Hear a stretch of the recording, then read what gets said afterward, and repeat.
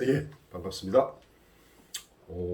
아시다시피 오늘 5월 19일 부처님 오신 날이에요. 부처님 오신 날에 무슨 뭐 강의를 하냐? 예, 비대면 강의 때문에 부처님은 오시고 우리는 공부하고 그죠? 그 코로나 때문에 이렇게 영상으로 만나게 되는데 영상으로 만나면서 이런 이점도 있어요. 그렇다고 지금 이 영상을 5월 19일 부처님 오신 날 오후 2시에 딱 봐야 된다. 이 영상을 보면서 이병헌 선생님이 강의하는 내용을 2시에 딱 들어야 된다. 그거 아니잖아요. 그죠? 네, 그래서 비대면 강의 그리고 영상 강의의 장점이 이거예요. 언제든지 시간 날짜에 클릭해서 보면 된다는 거. 우리 24번 만나게 되는데 24번 중에 또 한 번 더 있어요. 나중에 추석 때 그거에 겹칠 때가 있습니다. 추석 때까지 하자 그러면 좀 혼나겠죠? 돌 맞을 것 같아요. 그때 가서 하고 오늘은 우리 수강생들이 낸 작품 2편입니다. 일주일 내내 기다렸어요.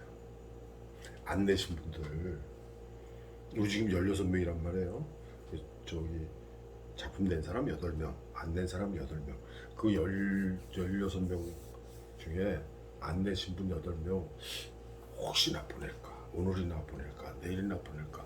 매 시간마다 다음 메일 확인하느라고 일주일을 그렇게 보냈습니다. 근데 아직도 안 보냈어. 오기로 안 보내시는 건가? 그 과제 내고 뭐 이렇게 한 거 보면은 단톡방에 들어온 거 보면은 열심히 들어오신 분인데 과제도 곧잘 내시고 그러신 분인데 안 한다고 아직 제품 제출을 안 해가지고. 근데 그래요. 오늘 이 영상 강의는 우리 16명 다 볼 수가 있습니다. 영상 강의하는 거 영상은 다 볼 수 있는데 내용은 모르죠. 작품을 읽었어야 하고 내용을 듣고 내용을 이렇게 알아듣죠. 물론 발제문 올린 거 그다음에 감상 올린 거 이거 보면은 들여다 보면은 줄거리가 자세히 나와 있으니까 뭐 대충 알 수는 있겠죠. 근데 그거 가지고 되나요? 줄거리만 가지고는 안 돼요. 내가 작품을 읽고 그러고 나서 내 느낌에 뭐가 있어야죠. 그걸 가지고 이제 여기서 우리 강의하는 거 여러 사람 그 감상 올린 거 제가 요점을 얘기하잖아요. 그러면서 어떻게 같고 다른가를 얘기해 줄 텐데 그 얘기를 듣고 이해를 하려면은 작품을 읽었어야 돼요. 아직 늦지 않았습니다. 작품 안 내신 분들 절대 포기하지 말고 빨리 내세요. 그래서 한두 작품 놓쳤더라도 세 번째, 네 번째 작품 같이 읽고 같이 토론할 수 있도록 아셨죠? 절대 포기하지 말고 참여하세요. 작품을 안 냈는데 다른 사람 작품을 볼 수 있게 해 줄 수는 없습니다. 그건 안 됩니다. 형평성이거든. 흔히 우리가 뭐 공정 뭐 이러잖아요. 공정해야죠. 나는 작품 냈는데 너 작품 냈어? 너 작품 안 냈으면서 왜 내 작품 읽고서 뭐 어쩌고 저쩌고 이렇게 아니죠. 그러면 아니죠. 그래서 내가 다른 수강생의 작품을 읽고 한마디 하려면은 나도 작품을 냈어야 돼요. 그게 죽이 되든 밥이 되든 소설이건 소설이 아니건 뭔가 작품으로 자기가 냈어야 돼요. 우리 8명은 작품 읽어보셔서 아시겠지만 다 거기서 거기에요. 도토리 키재기예요. 어떤 작품이 아주 월등히나 좋다거나 어느 작품이 아주 형편없다거나 이게 아니거든요. 거의 비슷해요.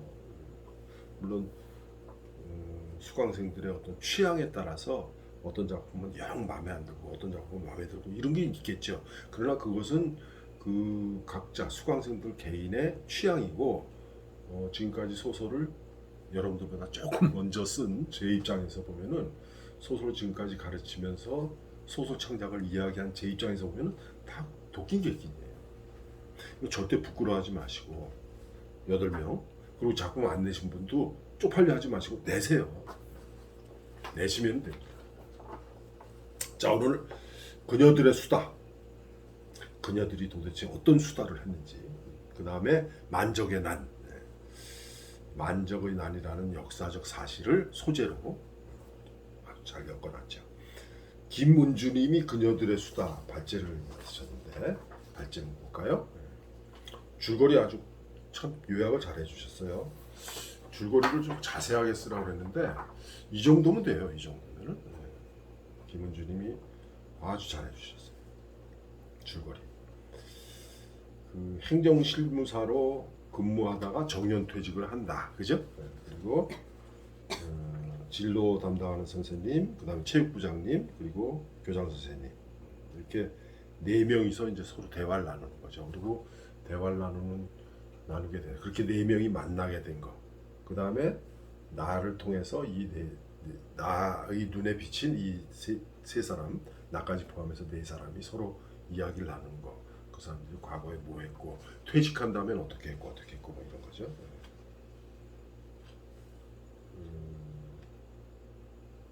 여하튼 여기서 나온 네 명이 다 여성이죠. 그리고 다 퇴직한 사람이고 학교에서 교사로 혹은 뭐 교장으로 혹은 뭐 부장교사로 이렇게 정년 퇴임한 사람들 그리고 이제 저 행정사라고 그러나 뭐라 그러죠? 행정실무사 그냥 교직원이죠. 교직원으로 이제 정년 퇴임한 사람.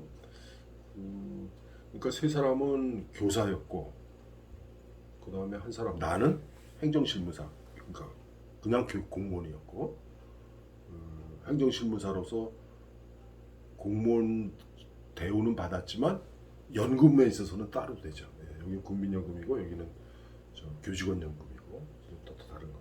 그런 게 구분되는 거는 이제 그 안에서 소설 속 내용에서 알 수가 있는데 그럴 적에 나머지 세 사람은 교사로서 이제 정년 퇴임을 했기 때문에 교직원 연금을 받으니까 풍족해요.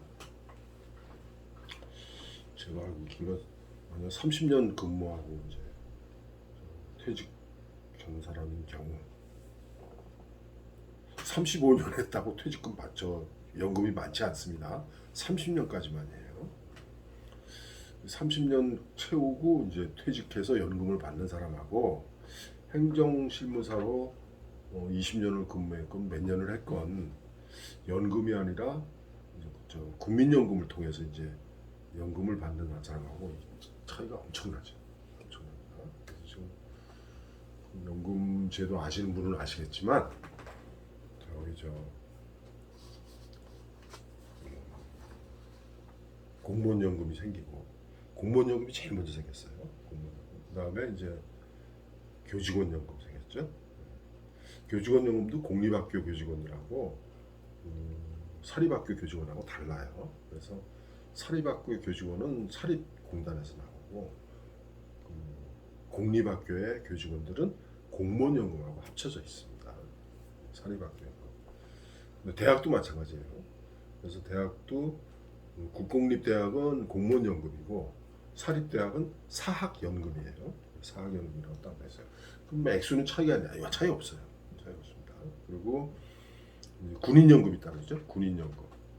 그다음에 경찰연금이 따로 있을 거예요. 어떤 경우는 이제 그 이외에 다른 기타 공무원들을 다 공무원으로 이렇게 돼 있어요. 그러니까 우리나라 연금 중에서 공무원들 연금이 제일 커요. 규모가 큽니다. 그래서 연금 아시는 분은 아시겠지만 20년을 채우잖아요. 20년. 그 공무원으로서 20년을 하면은 50% 본봉의 50%가 나와요. 그리고 1년 더 할 때마다 5%씩. 그래서 30년을 채우면은 100%가 나오게 됩니다. 31년이면 105%는 아니에요. 30년 하면은 그 이상 하는 거는 아무 연금하고 관계가 없어요. 어쨌거나 지금 여기 소설 속 내용에도 나와 있지만 지금 공무원으로서 30년을 근무한 사람이 받는 봉급, 연금 제가 알고 있기로 지금 제일 많이 받는 사람이 450 정도 이렇게 받아요. 그리고 대부분이 30년 채운 사람들이면 지금 한 370에서 390 요 정도 받습니다. 본봉에 대한 거예요. 본봉.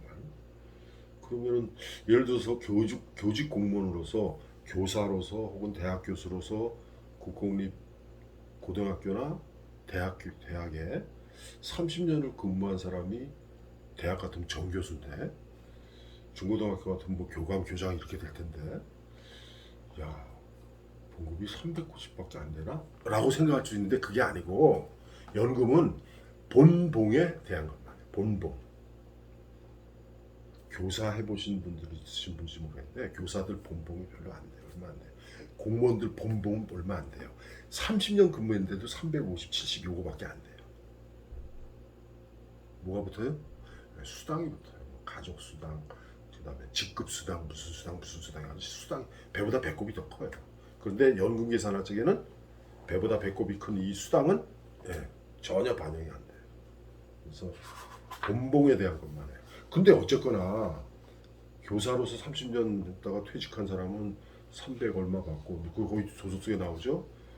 아들이 일하는 아들 봉급보다 놀고 있는 엄마 봉급이 더 많다. 예, 그렇게 돼요.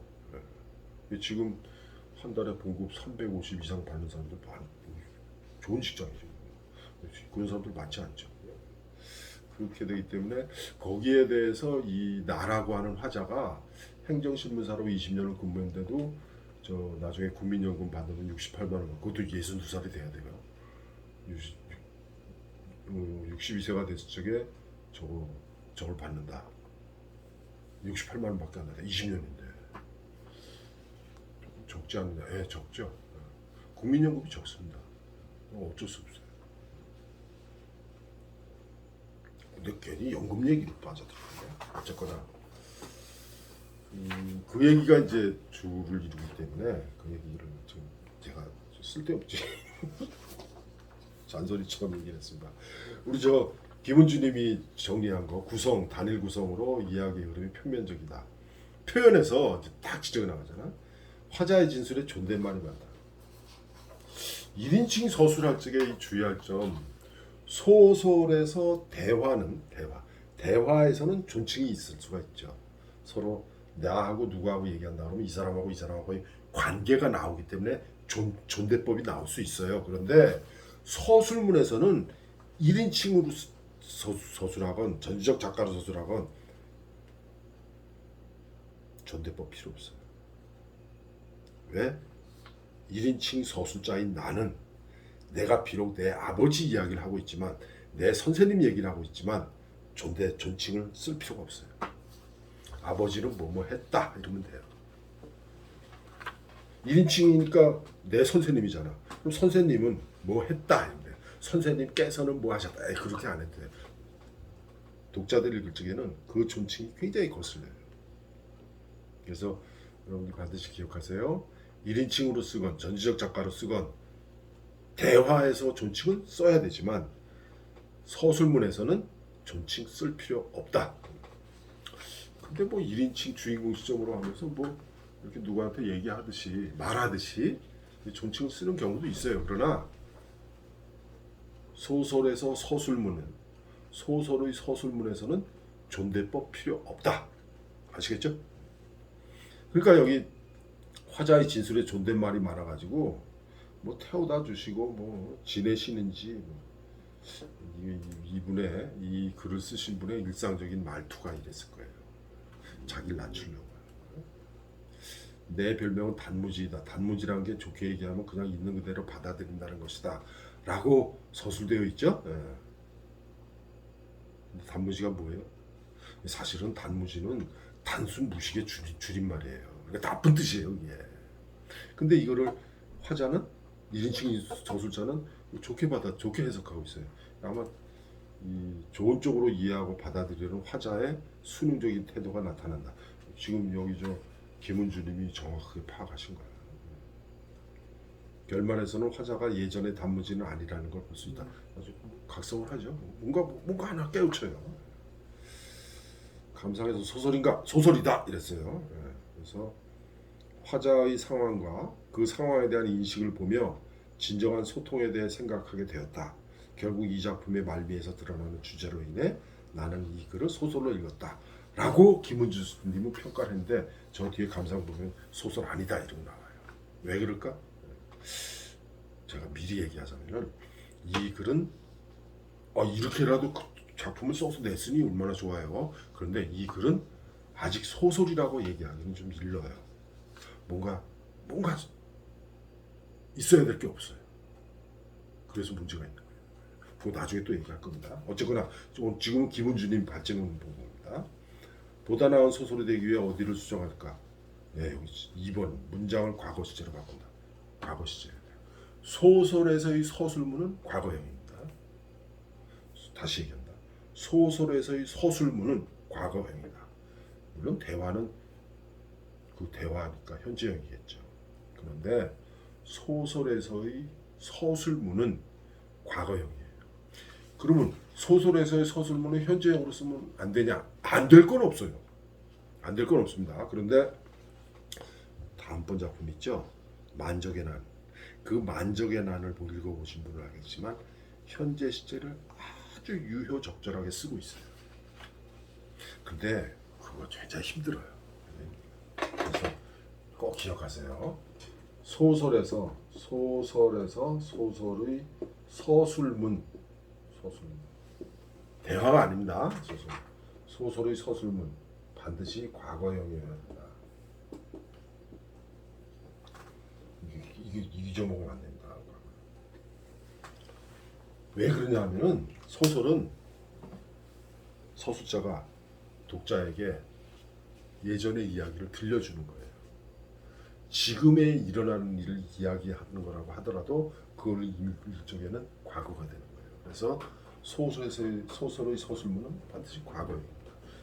기억하세요. 여러분 희곡 공부했을 거예요. 희곡 3대 요소 있죠? 희곡 3대 요소. 뭐 있어요? 네. 대화 있죠? 이걸 희곡에서는 대화라고 안 하죠. 대화라고 안 하고 뭐라 그래? 네, 대사. 그 다음에 지문, 해설. 그런데 꼭 기억하세요. 희곡에서 지문은 반드시 현재형입니다.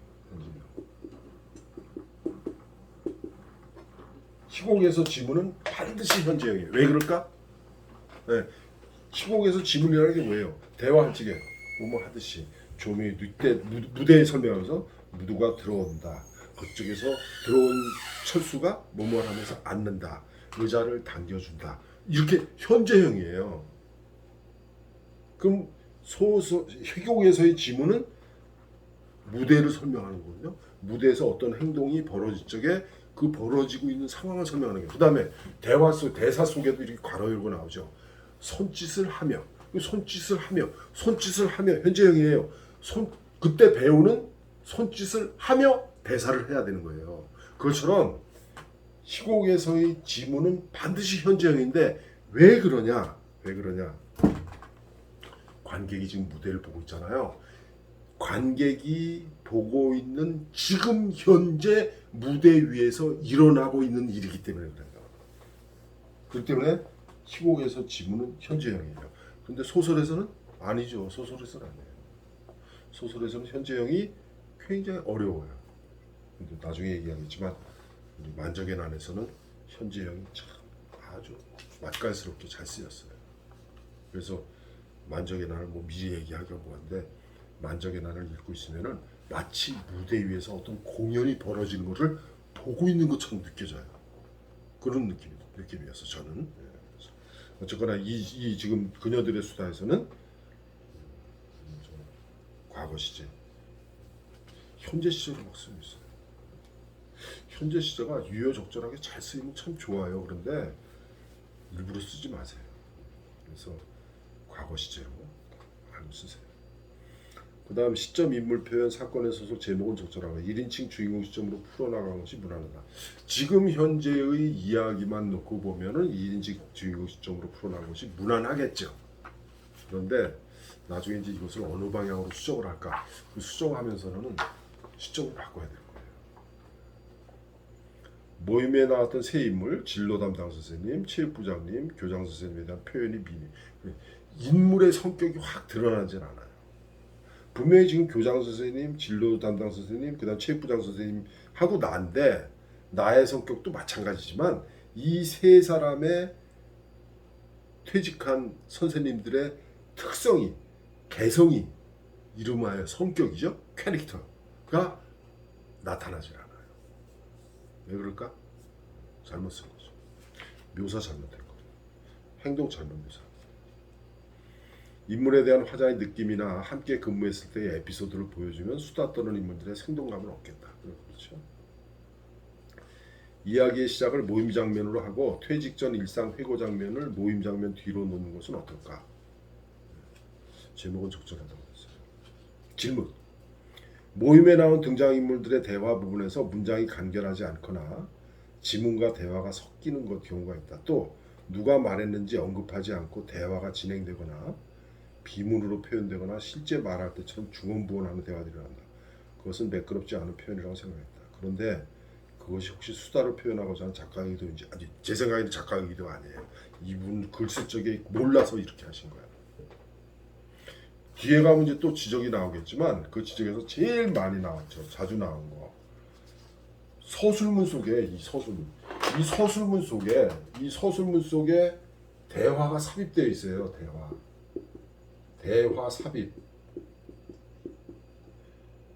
서술문 속에 대화를 삽입하면 된다 안 된다?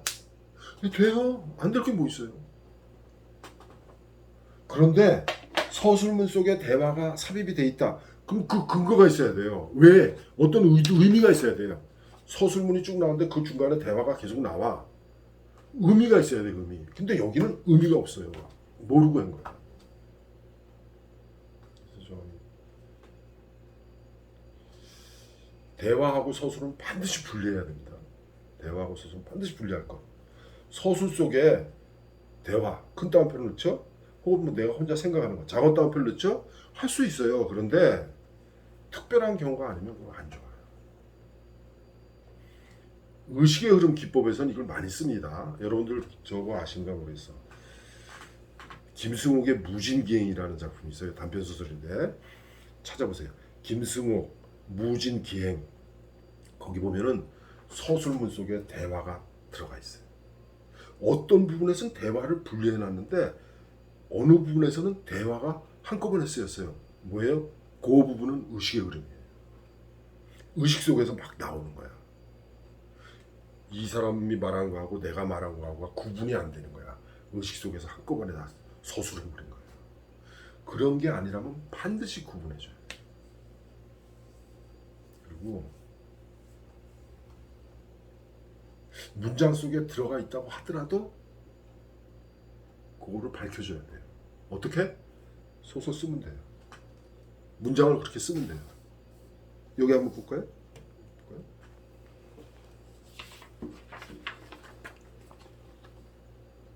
이거 좀 잡아주시겠어요?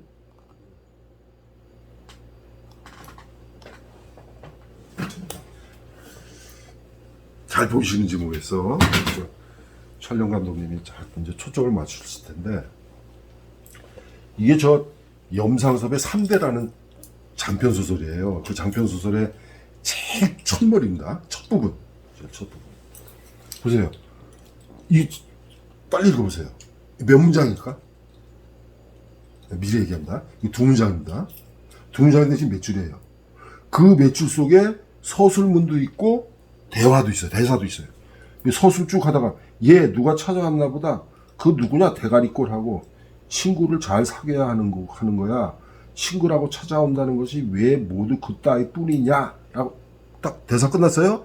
하고 눈살을 찌푸리는 못마땅하다는 잔소리를 하다가 아범이 꾸리는 이불로 시선을 돌리며 놀란 듯이 얘 그게 뭐냐 그게 무슨 이불이냐 하며 가서 만져보다가 어떻게 됐어요?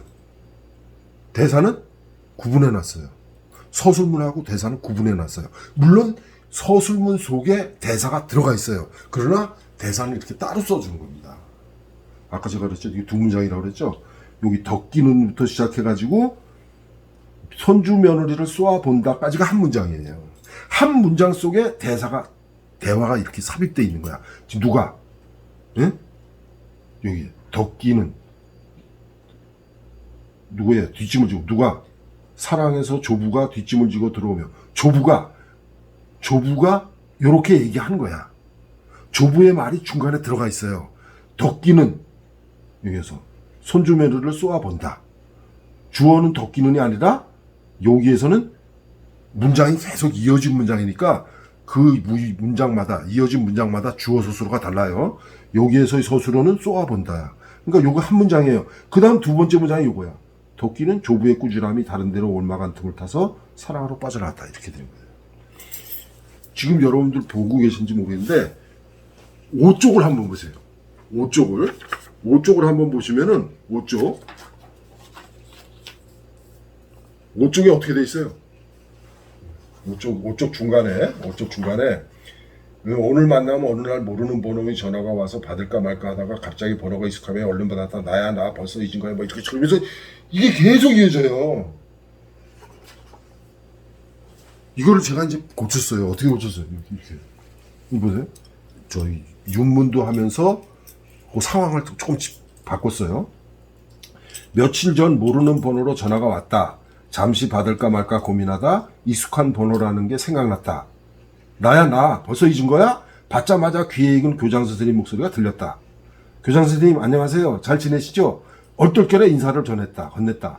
퇴직했다며? 진로 선생님하고 체육부장님하고 같이 밥 먹자. 교장 선생님은 망설임이 없다. 언제나 단도직입이다. 네 좋아요. 저는 아무 때나 상관없어요. 늘 수동적이었던 나는 그렇게 약속했다. 5인 이상 접근 금지라니 4명만 만나기로 했다. 이렇게 어떻게 돼? 다 바꿔놨잖아. 대화를 바꿔놨어요. 대화하고 서술문하고 구분해놨어요. 아까 염상섭의 3대에서는 이 대화가 서술문 속에 다 들어있으면서도 구분을 해놨지만 여기서는 대화와 서술문을 완벽하게 구분해서 행을 따로 처리를 했어요. 그러면은 아까 염상섭의 그게 좋은가 이게 좋은가? 아 염상섭게 좋다 이게 좋다. 어떤 게 좋다고 말할 수가 없어요. 왜? 작가의 특색이니까. 개성이니까. 그래서 네, 다시 일종을 이제 봅시다. 염상섭의 소설을 읽어본 사람들은 아시겠지만 염상섭 소설의 특징 만연체예요. 만연체. 어떤 거는 염상섭 소설 읽다 보면은 한 문장이 한 페이지, 2페이지 넘어가요. 그렇게 문장이 길어요. 그리고 그 안에 대화가 막 나와요. 근데 그 대화가 나오는데 그 대화는 다 구분을 해놨어요. 행처리를 따로 해요. 아시겠어요? 그래서 다시 소설에서의 서술문 속에 대화를 삽입할 수 있다 없다? 할 수 있어요. 할 수 있는데 하더라도 행처리를 행가리를 해서 대사는 따로 해줘야 돼요. 따로 대화는 꼭 기억하세요. 지금 여기 우리 누구야? 김은주님이 지문과 대화가 섞이는 경우 누가 말했는지 구분도 안 되죠. 누가 말했는지 구분도 안 돼요.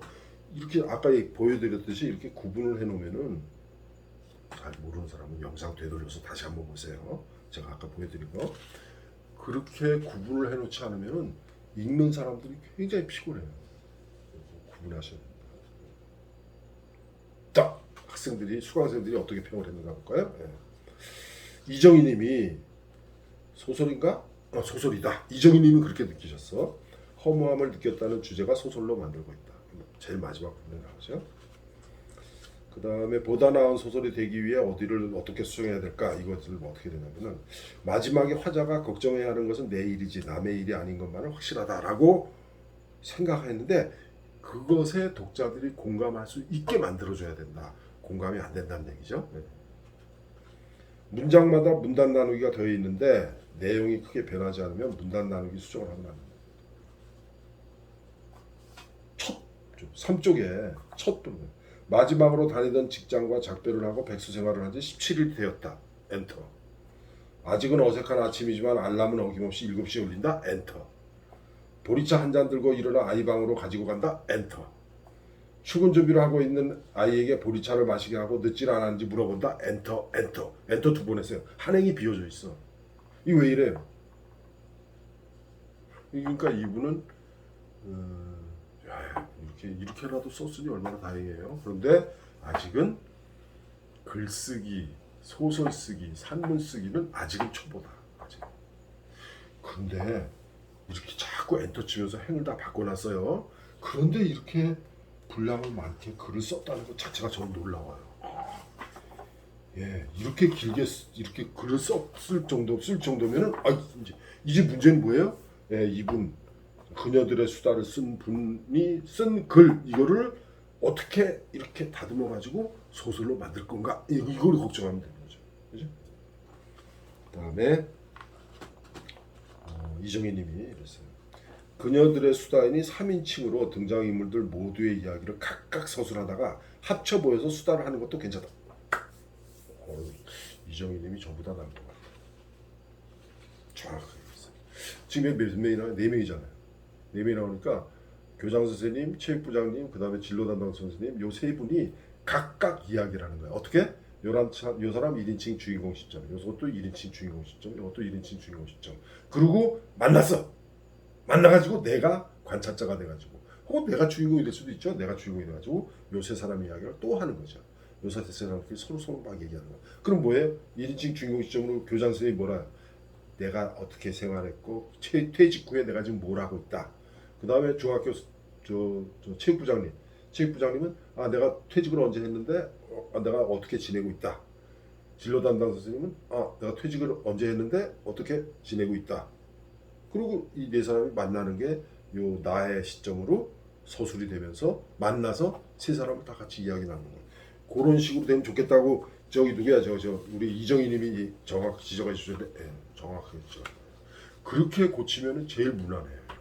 근데 과연 그녀들의 수단을 쓰신 분이 그렇게 할 능력이 될지 그거는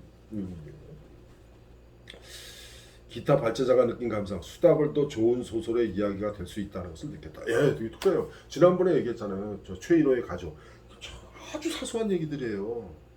근데 그게 모여서 그 안에서 잔잔한 감동을 주거든요. 근데 이제 문제는 뭐냐면 이게 최인호의 가족 것처럼 이게 우리들에게 어떤 잔잔한 감동을 주느냐 그건 문제죠. 좀 약하죠. 그래서 함께 생각해 본 죄로 지금 여기 저 이정희님이 뭐 플라톤의 향연까지 이 플라톤이 원래 대화라고 그래요. 플라톤의 대화 뭐 대화편 이르죠. 대화 플라톤의 대화인데 플라톤의 대화편에 네 편으로 나눠지는데 하나는 소크라테스의 변명, 또 하나는 그 다음에 크리톤, 그 다음에 파이돈, 그 다음에 향연 이렇게 돼 있어요. 근데 이거 다 얘기해야 되나? 향연은 에로스에 대해서 여러 철학자들이 거기에 저 소크라테스도 등장합니다. 그 에로스에 대해서 서로 이야기를 나누는 거예요.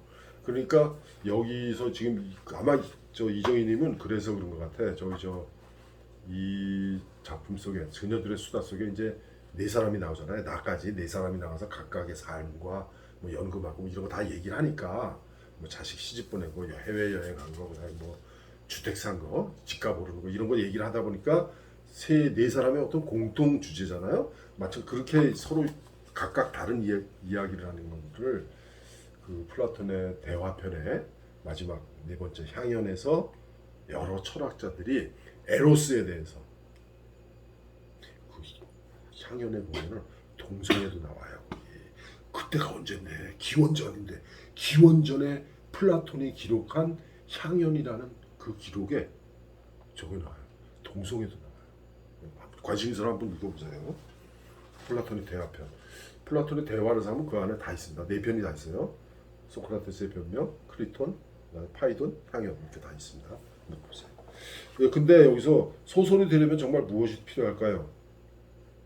전에 얘기했잖아요. 이야기 플러스 알파.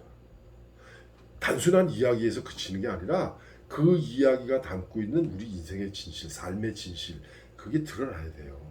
독자들이 그걸 느낄 수 있어야 돼요. 그걸 못 느끼면 소설이 안 돼요. 그건 결국 작가가 어떻게 표현을 해놓느냐에 따라 달라지겠죠. 그죠? 꼭 기억하세요. 그래서 단순한 이야기에 그치지 말고 새로운 소설이 되기 위해서는 반드시 뭔가 있어야 합니다. 유규영님이 아쉬운 부분 1인칭 주인공 시점. 그녀들의 수다라는 제목입니다. 1인칭 주인공 시점인데 그녀들의 수다냐? 아니죠. 우리들의 수다죠. 그죠? 그렇게 유기형님은 그렇게 따진 거야. 예, 맞아요. 그렇게 따질 수 있어요. 그래서 3인칭이나 전지적 작가 시점으로 쓰면 제목도 합당할 거다. 그렇죠? 오히려 이렇게 객관적으로 서술하는 게 낫지 않겠는가. 유기형님은 그렇게 생각했는데 아까 이정희님 생각한 것처럼 교장 선생님 시점, 진로 담당 선생님 시점, 체육부장님 시점, 그리고 마지막에 내가 전체 다시 얘기하는 이렇게 네 사람의 1인칭 시점이 나오면 어떨까? 그게 아마 제일 좋을 것 같아요. 그다음에 이게 저 버릇이죠. 이 글을 쓰신 분이 말버릇이야. 아이. 자기 아들 딸이 지금 30살 되고 40살이 됐는데도 아직도 아이라고 그러죠. 아이가. 근데 아이가 지금 출근하잖아요. 같이 출근했다며. 근데 그게 어떻게 아이야? 독자들에게는 객관적으로 보여줘야 돼. 아무리 1인칭 주인공이라도 아들이나 딸이나 아이라고 했다면은 어머니 입장에서 아이라고 표현할 수 있겠죠. 그러면 그 아이가 지금 몇 살이다. 덩치는 어떻다. 얼굴은 어떻다. 옷차림이 어떻다. 이 얘기는 해줘야죠. 어디 지금 출근하는데 어느 회사 다닌다. 이 얘기를 해줘야죠. 그 다음에 한 사람의 이어지는 대화를 행을 바꾸는 경우가 많다. 그렇죠? 이어지는 대화는 연결하여 표현하고 지문은 행을 바꾸어야 하지 않는다. 여기서 지문이라는데 이 지문을 소설에서는 지문이라는 말을 안 해요. 소설에서는 서술이라고 해요. 소설에서의 서술문. 지금 유기영님은 요 지문이라는 단어를 서술이라는 뜻으로 쓰신 거야. 그러니까 이어지는 대화는 연결하여 표현하고 서술문은 행을 바꿔야 하지 않는지. 아까 보여드렸죠? 보여드렸어요. 부적절한 존칭 사용이 많다. 여기도 또 지적하죠. 그다음에 주인공의 별명은 단무지. 진로 선생님은 왜 그렇게 부르는지. 저 유기영님이 이거 오해하신 거예요. 진로 선생님의 저 진로는 이 진로예요.